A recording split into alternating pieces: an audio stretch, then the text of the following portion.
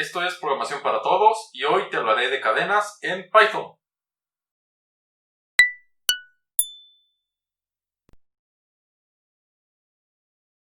Bueno, ya revisamos el tema de listas en Python y bueno, hoy vamos a revisar cadenas en particular.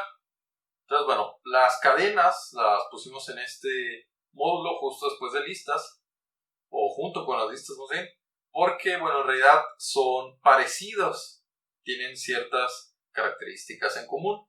A final de cuentas podemos decir que una cadena es una colección de símbolos. Entonces, bueno, podemos también hacer ciertas operaciones sobre esa colección de símbolos.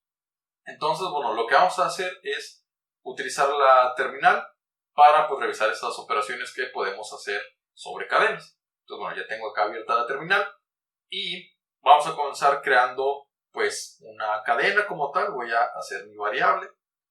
Muy creativamente le voy a poner cadena.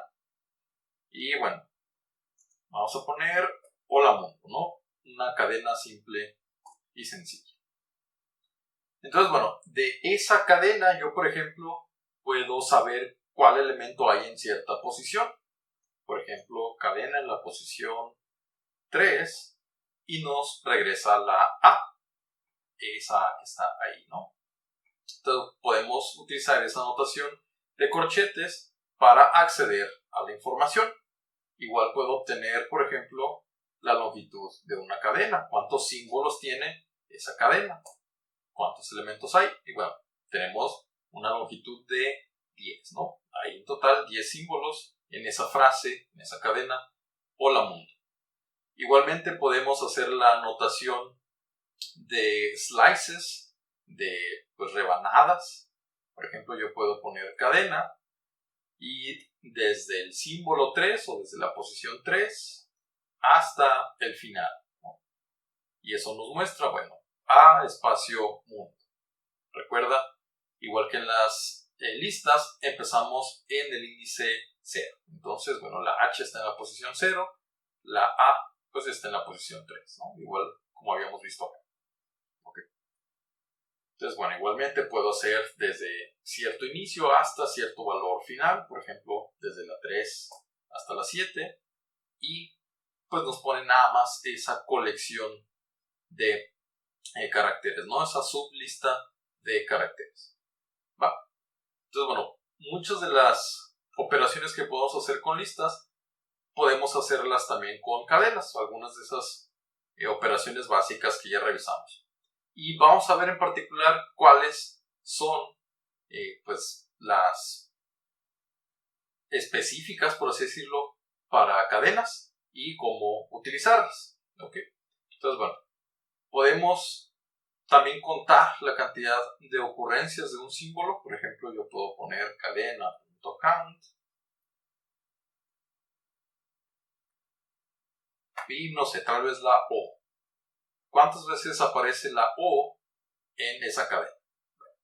2 veces. Cadena.count L, solamente hay una L en esa frase hola mundo, ¿no? Si queremos saber en dónde está un símbolo, podemos utilizar la función find. Por ejemplo, cadena.find y quiero saber en dónde está la O.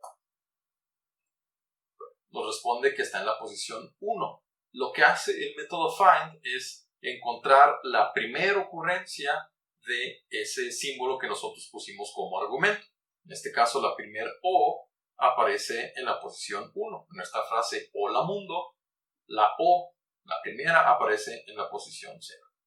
Sé que hay 2, ya lo comprobamos con el punto count, pero find lo que hace es encontrar la primera o detenerse en la primera ocurrencia y regresa en donde lo encontró. ¿Qué pasa si, por ejemplo, yo pongo cadena.find x?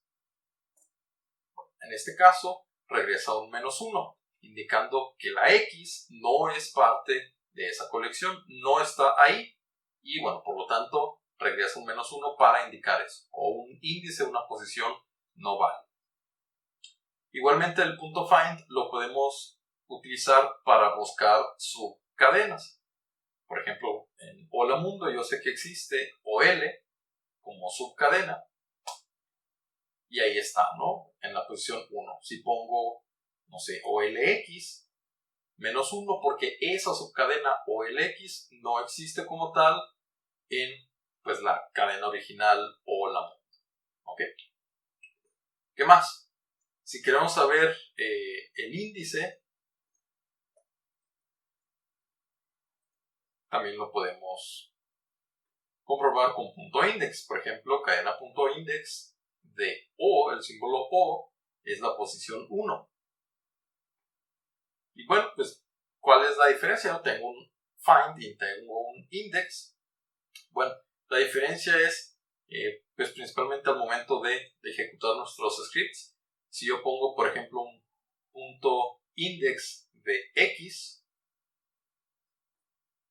eso ya me muestra un error. Dice que, bueno, un value error, no se encontró la X. ¿Ok? Entonces, nada más, si vamos a utilizar index, hay que tener cuidado de asegurarnos que exista ese otro elemento o ese elemento que estamos tratando de encontrar. ¿Cuál es otro de los beneficios? Bueno, yo puedo intentar buscar a partir de cierta posición, por ejemplo, cadena.index de O, pero a partir de la posición 5, tal vez. Ya está en la posición 9. ¿Va? Entonces, en este caso, con punto index, yo puedo intentar encontrar a partir de cierta posición. Vamos a ver si sucede lo mismo con find. Entonces, vamos a poner una O y a partir del 5. Igualmente funciona. ¿Ok? Entonces, nada más hay que tener cuidado con punto index. Hay que asegurarnos de que el elemento existe. ¿Va? ¿Cómo podemos asegurarnos de que existe? Bueno, igual podemos usar, no sé, la X como símbolo in cadena falso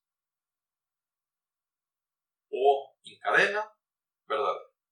O bueno, para el caso, si podemos, no sé, tratar los índices o lo que regrese nuestro find como un -1 y nosotros encargarnos de que si regresó un -1, sé que no existe, entonces con un punto find bastaría, ¿no?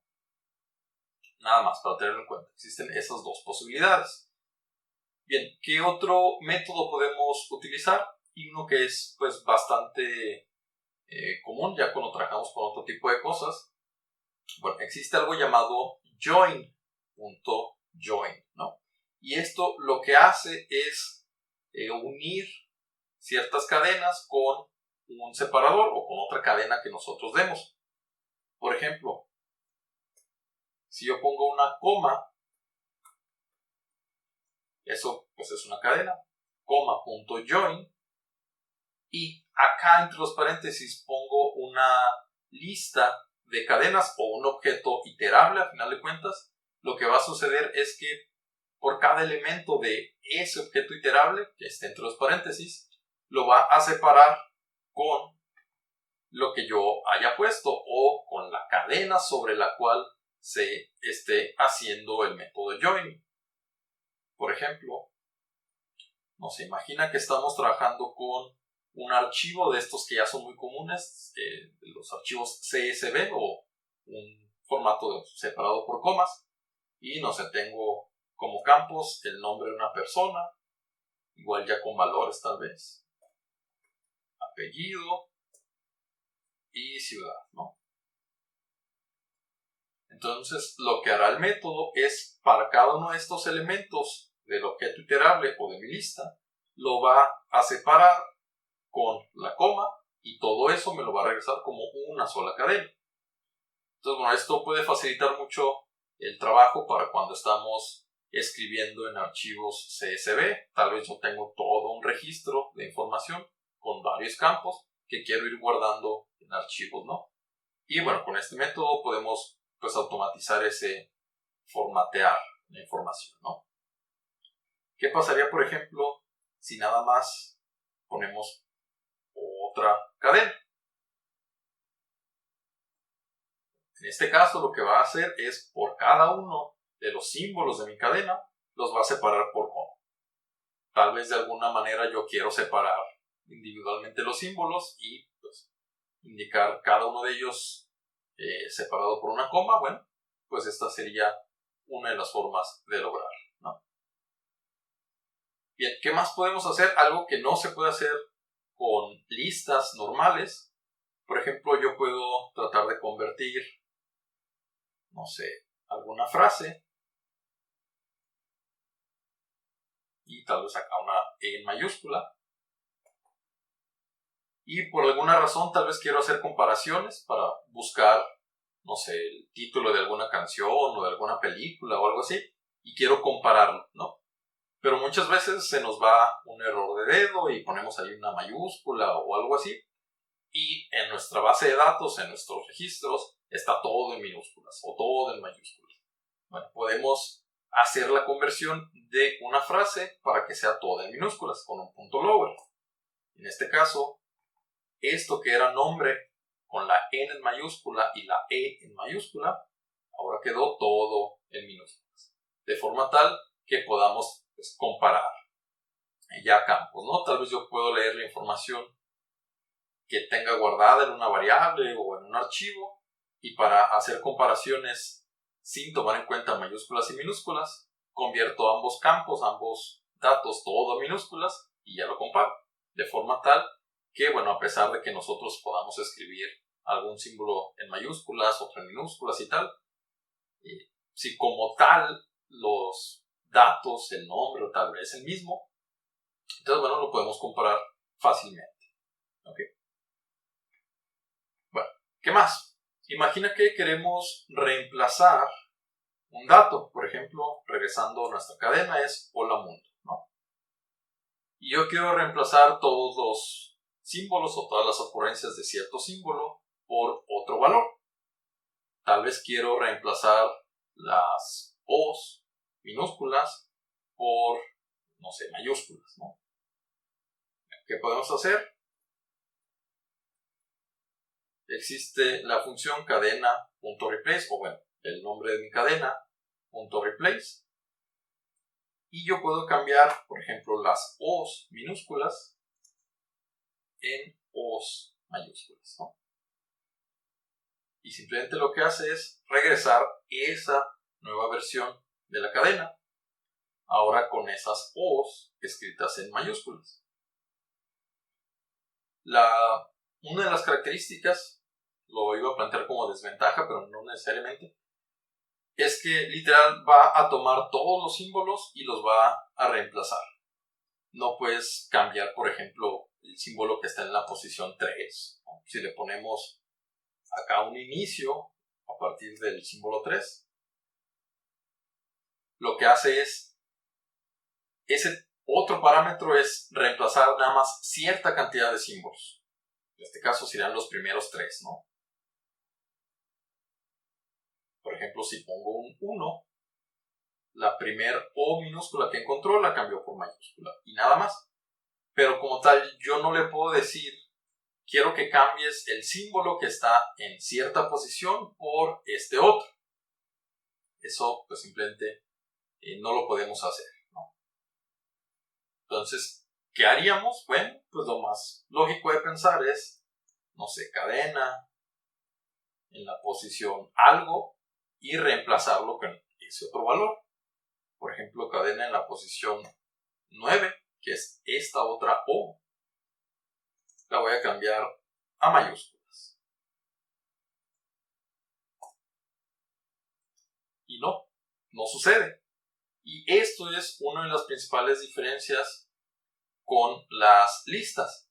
Las listas se consideran objetos mutables, objetos que podemos cambiar.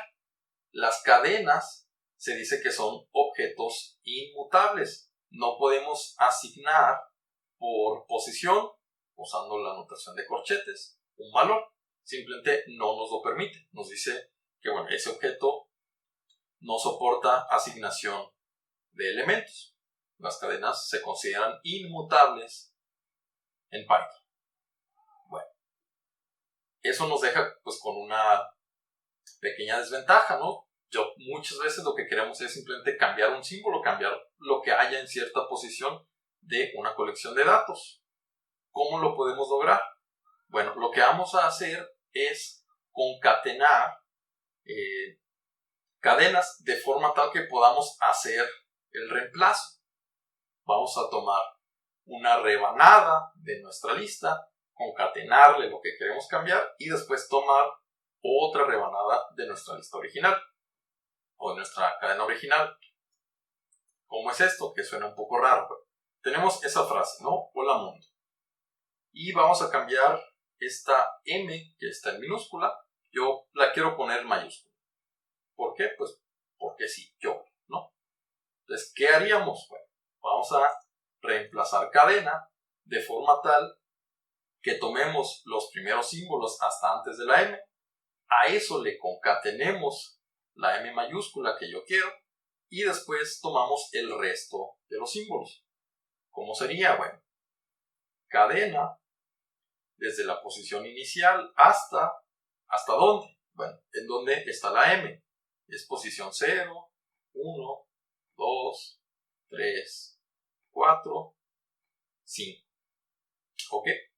Entonces vamos a tomar hasta la posición 5, lo que efectivamente haría tomar hasta 1 antes, ¿no? Entonces quiero tomar todos estos símbolos. Entonces recuerda, cuando hacemos la notación esta de rebanadas, de slices, toma hasta 1 antes del valor que nosotros indicamos. ¿Okay? O tal vez lo puedes, si estás comenzando con el primer símbolo, tal vez lo puedes entender como cuántos símbolos quiero tomar, ¿no? Quiero tomar los primeros 5 símbolos. Okay. Y ya con eso creo que puede quedar más claro. Bueno, a eso le vamos a sumar o a concatenar la nueva frase que yo quiero. En este caso yo quiero cambiar la M minúscula por una M mayúscula. Y después de eso vamos a tomar el resto de los símbolos. Cadena desde la posición siguiente, desde la posición 6 hasta el final. Y ahora si pregunto qué hay en la cadena, pues ya está la M en mayúscula. ¿Ok? Entonces, una forma de reemplazar símbolos es con esta pues, concatenación y combinarlo con la notación de slices, de rebanadas. Y bueno, finalmente otro método que es también común es separar nuestras cadenas. Eso se hace con un método, una función split. Y por ejemplo yo quiero separar cada que encuentre un espacio en blanco. Cadena es hola mundo. Quiero separarlo en palabras. Entonces, bueno, cada que encuentre el símbolo de espacio en blanco, quiero hacer un split, una separación. Y eso me regresa una lista con todas las palabras que encontré, ¿no? En este caso, hola y mundo. Va.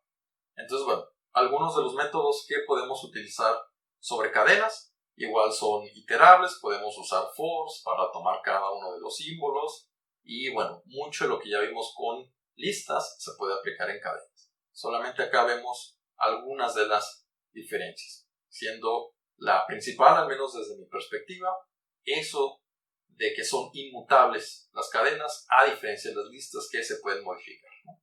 Eso denotado con este error que nos apareció acá. Al intentar reemplazar un símbolo, pues simplemente no pude.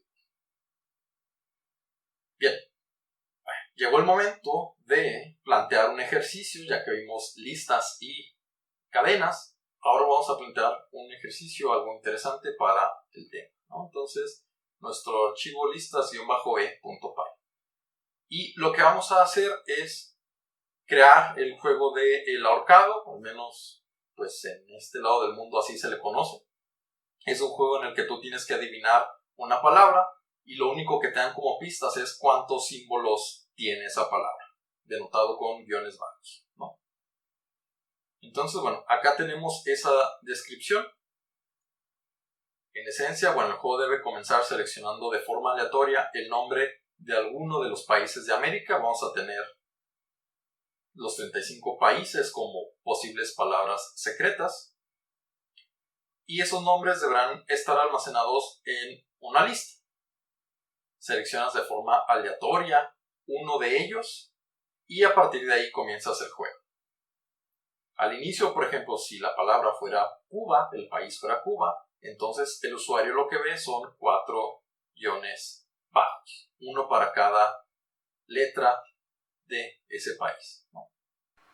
Y bueno, ya a partir de ahí, ya que tienes ese nombre aleatorio pues seleccionado, vamos a tener bueno, la lista como tal con todos los países, seleccionas uno de forma aleatoria y para ese nombre seleccionado tú vas a mostrar simplemente la cantidad de guiones bajos, uno por cada símbolo, cada letra de ese país, ¿no? Del nombre de ese país. Entonces, a partir de ahí, el usuario debe intentar adivinar cada una de esas letras y puede tener hasta 5 posibilidades para fallar. Tal vez, no sé, pusiste una O, ¿no? Pues resulta que Cuba no tiene una O y ya se aumenta un contador de fallos, ¿no? Y puedes fallar pues nada más 5 veces. Si llegas a los 6 fallos, ya perdiste. Bueno, si el usuario selecciona un símbolo, tal vez la A, ok, la A sí existe en el nombre de ese país, entonces ahora nuestra cadena, que era de puros guiones bajos, deberá reemplazar cada uno de esos guiones bajos en los que haya una A por pues, la A correspondiente. Si teníamos Cuba y yo puse una A o propuse una A, entonces pues nuestra palabra secreta ahora se verá con con cuantas A's haya en el nombre y lo demás con guiones bajos. Va. Y el juego va a terminar en el momento en el que hayamos descubierto todas las letras de ese nombre, del nombre de ese país, o bien el usuario se haya equivocado 6 veces. Ok.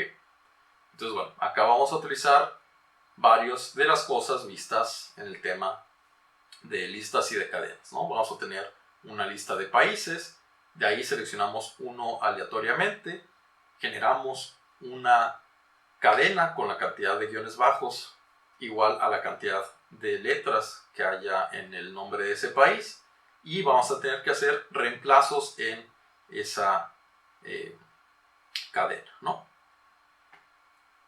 Bueno, espero que haya quedado clara la descripción. Igual, pues si hay alguna duda, puedes, pues ya sabes, pausar el video, ver la descripción completa y a partir de ahí intentar resolver el ejercicio. Bueno, nos vemos.